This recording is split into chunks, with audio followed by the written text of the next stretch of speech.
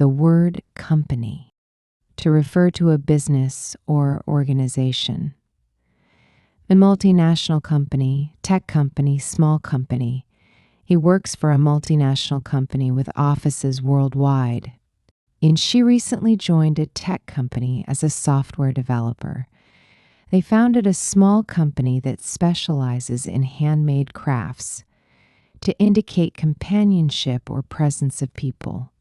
And keep company, good company, bad company. And enjoy keeping company with my friends on the weekends. She prefers good company, surrounded by supportive people.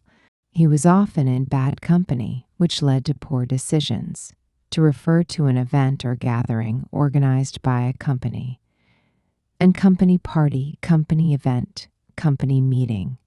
In that the company party was held at a luxurious venue last night. And then we had a company event to celebrate the company's anniversary.